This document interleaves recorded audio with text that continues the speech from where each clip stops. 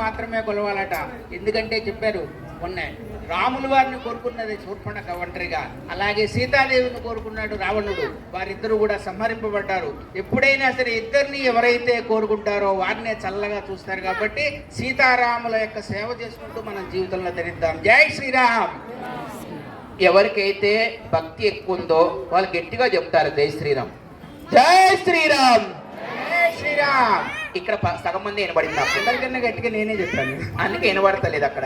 జై శ్రీరామ్, జై శ్రీరామ్ 3 సార్లు చెబితే 3 లోకాలకి వినిపిస్తాయి, అందుకని 3 టైమ్స్ చెప్పాలి. జై శ్రీరామ్.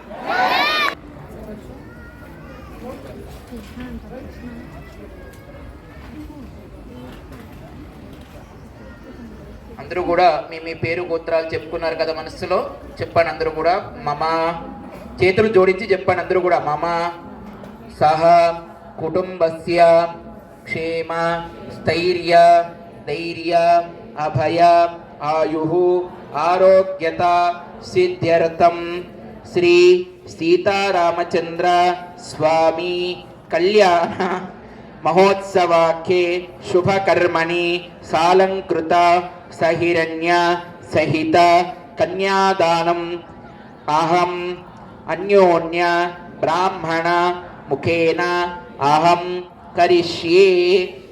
ఇప్పుడు ఒక మాట చెప్పా, సాలంకృత కన్యాదానం అని. అందరూ కూడా తులం బంగారం తీసుకొచ్చి పెట్టాను ముందు, ఓకేనా? తులం బంగారం. జూబ్లీస్ భద్రాసి వచ్చండి, మా బండ్ల కూడా జాయిలో చాలండి. మా బండ్ల కూడా జాయిలోనే రాముల వారికి అందరూ కూడా తలో ఒక్కొక్క గజం చొప్పున ఇక్కడ ఉన్నటువంటి భక్తులందరూ ఇచ్చేస్తే ఒక పెద్ద దేవాలయాన్ని ఒక కళ్యాణ మండపం నిర్మించి స్వామివారికి ఉపయోగించుకుంటాం వచ్చినటువంటి వనరులన్నీ కూడా.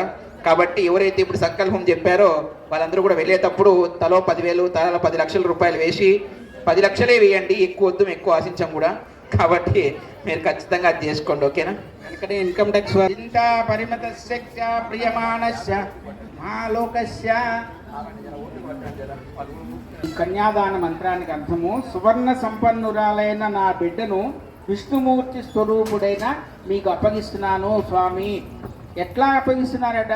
కన్యాం కనక సంపన్నం, అంటే మెడ నిండా కూడా బంగారాన్ని ధరింపజేసి నీకు అప్పగిస్తున్నాను తండ్రి. ఎవరనే విష్ణుమూర్తి స్వరూపుడుగా భావించి నేను ఇస్తున్నాము. మనం కూడా కన్యాదానం చేసే సమయంలో మానవులకు కూడా అదే మంత్రం. అట్లా విష్ణుమూర్తి యొక్క ఈ కన్యాదానం యొక్క ప్రాముఖ్యత అది.